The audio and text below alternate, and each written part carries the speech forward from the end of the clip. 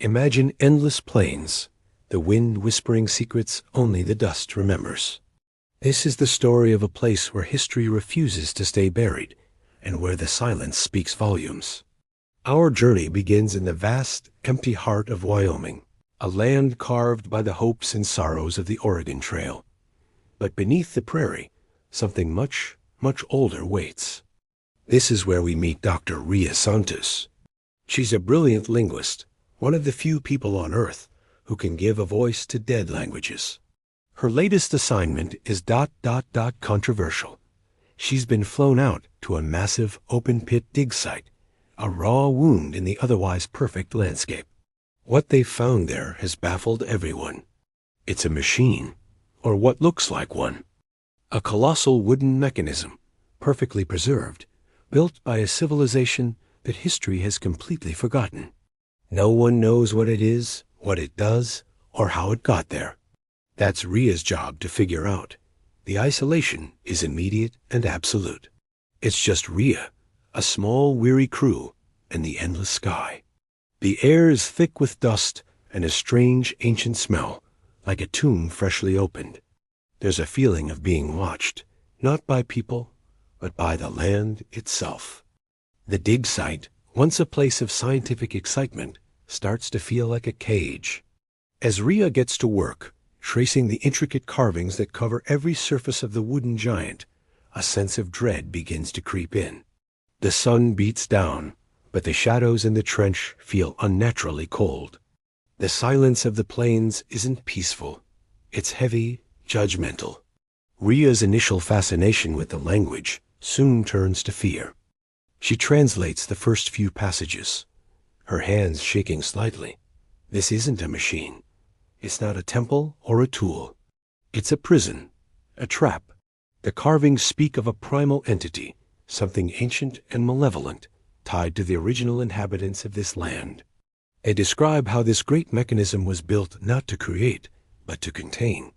And then comes the most terrifying translation of all. The trap is failing. The intricate locking system, powered by forgotten knowledge, is slowly, inevitably, coming undone. The grinding and creaking sounds from deep within the structure are no longer just the settling of old wood. It's the sound of something waking up. Rhea knows she's in a race against time. She has to understand the rest of the text, decipher the complex locking sequence, and somehow reactivate it. But as she works, a new, more immediate threat emerges. The entity, still trapped, but its influence leaking out, begins to poison the minds of the crew. It preys on their isolation, their fears, their ambitions. Whispers seem to ride the wind, heard only by certain people. Paranoia spreads like a virus. Tools go missing. Crucial supports for the trench walls are sabotaged. Rhea's colleagues, people she trusted just days ago, now look at her with suspicion, their eyes holding a flicker of something that isn't entirely human. They're being turned against her, driven by a force that wants out. The entity knows Rhea is the only one who can stop its escape, and it will use anyone and anything to make sure she fails. The bright, open prairie has become a psychological battlefield, and Rhea is completely on her own, fighting a war against an enemy she can't even see. Her work becomes frantic. She deciphers complex puzzles encoded in the language, each one a key to another part of the locking sequence. Every small victory is met with a new act of sabotage. The generator flickers and dies, plunging her into darkness. Her notes are mysteriously rearranged. A crew member, his face a mask of terror and confusion, tries to flood the lower levels of the mechanism. Rhea realizes the entity isn't just trying to break out. It's toying with them, enjoying the chaos. The dig site is no longer a place of discovery. It's a contained death trap, and the walls are closing in. She has to delve deeper into the heart of the mechanism, into the very center of the prison, knowing that with every step, the entity's influence grows stronger, and the person she might have to fight next could be a friend. The final piece of the translation clicks into place. Rhea now knows what she has to do. The sequence must be triggered from the central gear room, the very heart of the ancient machine.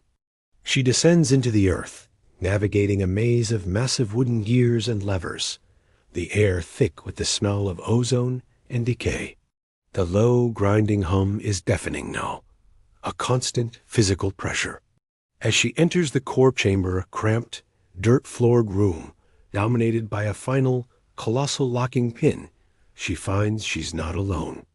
The site foreman, a man named Miller, is there waiting for her. But it's not really Miller anymore. His eyes are hollow, his movements jerky and unnatural. He's completely under the entity's control. In his hand is a heavy sledgehammer, and he's swinging it wildly at the final locking pin, trying to shatter it and complete the entity's escape. A desperate struggle begins. The room is tight, the air choked with dust. Miller is stronger, fueled by the entity's power, but Rhea is driven by sheer terror and determination. She uses her knowledge of the mechanism, dodging between gears, using the ancient structure against him. It's a brutal, clumsy fight in the dark heart of the world. Finally, she manages to trip him, sending him crashing into a complex series of levers. He's down, but not for long. Rhea ignores him and rushes to the control panel she deciphered from the carvings. Her fingers fly across the sequence of runes, pressing them in the exact order. For a moment, nothing happens. Then, a terrifying, earth-shaking groan echoes from all around her. A massive central gear, a gear that hasn't moved in millennia, begins to turn. The sound is like the planet itself screaming as the ancient prison locks shut once more. Silence falls. The oppressive presence is gone. Rhea, battered and exhausted, scrambles out of the trench, pulling herself back into the daylight.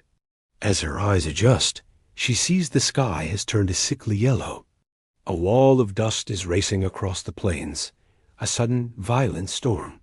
It hits the site with incredible force, a whirlwind of sand and grit. She hunkers down, shielding her face.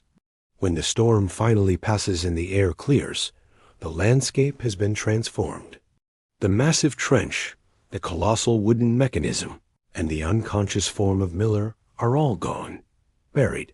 The prairie has taken back its secret, smoothing it over as if nothing ever happened. Rhea stands alone under the vast, empty sky, the only one who knows the truth of what lies sleeping beneath the Wyoming plains. The wind whispers, but now it's just the wind. Or is it? Thanks for watching. If you're fascinated by mysteries that lie just beneath the surface of our world, make sure to like this video and subscribe to our channel for more stories from the edge of history. We'll see you next time.